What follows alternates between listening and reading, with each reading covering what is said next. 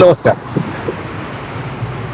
हार्दिक पांड्या व माहिका शर्मा यांच्याकडून राष्ट्रीय जे ध्वज आहे त्याचा अवमान केला गेलेला आहे. नुकतीच T20 वर्ल्ड कप जो जशन चालू होतं, या जशन मध्ये हार्दिक पांड्या असं टपोरी सारखं जो नॅशनल फ्लॅग आहे तो बांधतो, तिच्या गर्लफ्रेंड सोबत खांद्यावर हात ठेवून हसत खेळत एका कोपऱ्यात जातो, गर्लफ्रेंडच्या बाजूला झोपतो आणि विशेष म्हणजे तो स्वतः नॅशनल फ्लॅग वर झोपलेला आहे. रोमॅन्टिक गप्पा हसणं तिचं त्याच्या गर्लफ्रेंड सोबत चालू आहे आणि ही बाब नॅशनल जो फ्लॅग आहे त्याचा अवमान करणारी आहे. नॅशनल फ्लॅग जो कायदा आहे 1971 कलम 2 अनुसार ही बाब चुकीची आहे, ती मला जाणवली. त्यानंतर मी छत्रपती शिवाजीनगर पोलीस स्टेशन या ठिकाणी तक्रार करण्यास गेलो असता सदरील संदर्भात जे काही अधिकारी आहेत त्यांनी बसून माझी चर्चा केली आणि आम्ही निश्चितच याच्यावरती जे काही कायदेशीर आहे ते पाहू आणि तपास करू. तपास केल्यानंतरच आम्ही पुढील कारवाई करू असं त्यांनी मला वचन दिलं. दोष सिद्ध झाल्यानंतर कशा प्रकारे कारवाई होऊ शकते?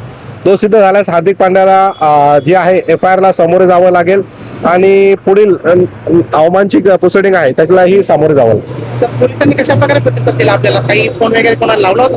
नाही, पोलिसांनी मला अतिशय चांगल्या रीतीने प्रतिसाद दिला, कारण नॅशनल फ्लॅगशी निगडीत असल्याने स्वतः अधिकारी वर्ग माझ्यासोबत बसला, त्यांनी चौकशी केली, कंप्लेन वाचली, पाहिली, त्याच्यातलं गांभीर्य त्यांनी जाणून घेतलं. परंतु त्यांनी मला सांगितलं की नाही, आम्हाला अशा घटनांमध्ये अगोदर पूर्ण अभ्यास करावा लागतो, चौकशी करावी लागते आणि मगच आम्ही पुढची कारवाई करू. तर एकंदरीत मागणी काय आहे? मागणी ही आहे की हार्दिक पांड्यावर FIR दाखल करण्यात यावी, कायदेशीर व्हावी आणि हार्दिक पांड्याने सगळ्या देशाची जगाची माफी मागावी.